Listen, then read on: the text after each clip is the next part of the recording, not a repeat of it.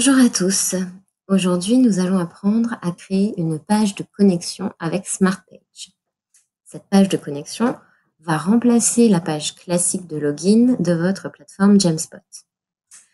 Pour ce faire, nous allons nous rendre dans l'application SmartPage, qui est cette icône-là avec la flèche qui tournicote. À ne pas confondre, attention, avec l'application gestion des SmartPage, juste à droite, celle-ci qui a un engrenage en plus. L'application gestion des Smart Pages sert en fait à recenser la liste des Smart Pages présentes sur votre plateforme et de vous y retrouver plus rapidement, de voir si celle-ci est en public ou en privé, etc.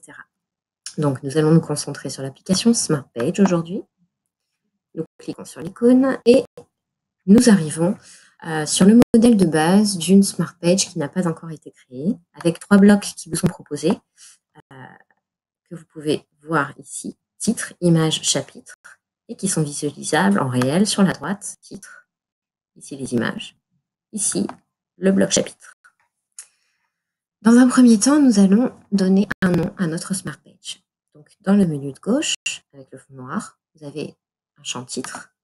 Vous nommez votre Smart Page. Alors moi, je vais l'appeler page de connexion. Je vais la laisser sur non pour l'instant, car je ne veux pas la mettre en public immédiatement vu qu'elle n'est pas encore prête. Et je vais supprimer les 3 blocs qui me sont proposés, car ils ne sont pas pertinents dans le cadre d'une page de connexion. À la limite, vous pouvez garder, si vous pouvez garder le bloc titre, mais vous pouvez retirer les 2 suivants. On va réduire l'onglet avec le fond noir. Pour l'instant, on n'en a pas besoin, donc on va cliquer sur la petite flèche ici. Voilà, donc là, on se retrouve sur notre champ titre que l'on va éditer. Donc, on peut donner, par exemple, le nom de notre plateforme. Hop, vous pouvez la mettre en gras, par exemple. Hop, enregistrer. Ici, vous avez un champ avec un... Vous pouvez mettre, par exemple, page de connexion, un sous-titre. Vous pouvez, normalement, vous pouvez changer le fond d'écran ou mettre une couleur de fond. Ça va dépendre de votre usage. Moi, je vais mettre une couleur de fond pour l'instant. On va rester simple. On va prendre du bleu. Voilà, très bien. Donc là, j'ai préparé mon premier bloc de titre. Je veux rajouter un autre bloc. Donc, je retourne dans l'onglet de gauche. Je reclique sur la petite flèche ici. Et sous le bloc titre ici, je vais ajouter une section. Ici, dans les modèles de section, vous avez pas mal de modèles imposés qui vous sont proposés. Vous allez pouvoir choisir, donc soit par exemple ici, un bloc avec une grande image et du texte en dessous, un bloc avec du texte et 4 petites images. Voilà, vous avez plusieurs sections comme ça proposées. Mais celle qui va nous intéresser aujourd'hui, c'est celle-ci, qui est en fait le bloc de création.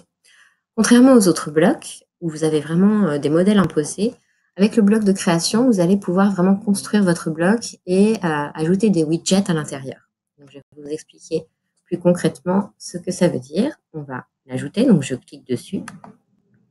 Et voilà. Donc, je réduis à nouveau mon onglet et je vais m'attaquer au bloc de création. Donc, dans un premier temps, on va ajouter un widget. Ici, vous avez des widgets statiques. Texte, contenu, titre, etc. Moi, je vais ajouter une image. Voilà. Hop. Et là, je clique sur transfert de fichier, parce que je vais l'uploader. Voilà. J'importe une image. Je vous conseille de mettre des images avec une bonne résolution pour que ce soit bien visible sur votre Smart Page. Voilà, donc j'ai ajouté une image.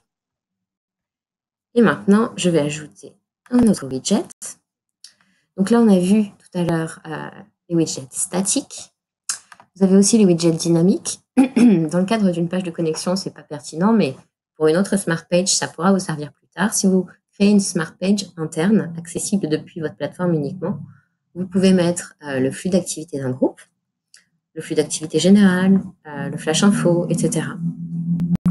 Vous pouvez aussi mettre des widgets web, par exemple une vidéo YouTube, un code EMD, si vous voulez mettre un flux Twitter public, par exemple. Et enfin, les widgets internes, ce qui va nous intéresser aujourd'hui.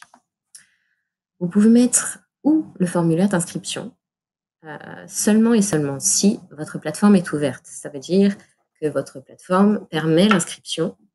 Si votre plateforme est fermée, c'est-à-dire accessible uniquement sur invitation, il ne sera pas nécessaire de mettre un formulaire d'inscription. Et dans ce cas-là, vous mettrez uniquement le formulaire de connexion. Donc, pour résumer, plateforme ouverte, formulaire d'inscription, de connexion, plateforme fermée, uniquement formulaire de connexion. Moi, ma plateforme est fermée, donc je vais juste mettre le formulaire de connexion. Voilà, donc ça c'est fait.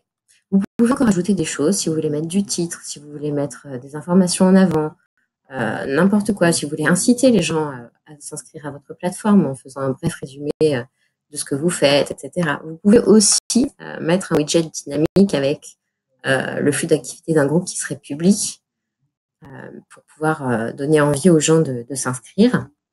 Voilà, il y a plein de possibilités. Et là, je voulais vraiment vous montrer l'essentiel. Voilà. Donc, une fois que ça c'est fait, vous recliquez sur votre flèche à gauche. Et là, vous allez switcher sur public, oui, parce que désormais, votre page est prête, donc vous êtes prêt à préparer votre page de connexion. Et tout en bas, vous cliquez sur publier. Enregistrement réussi, voilà. Donc, ma page est prête, mais ce n'est pas tout. Je veux aussi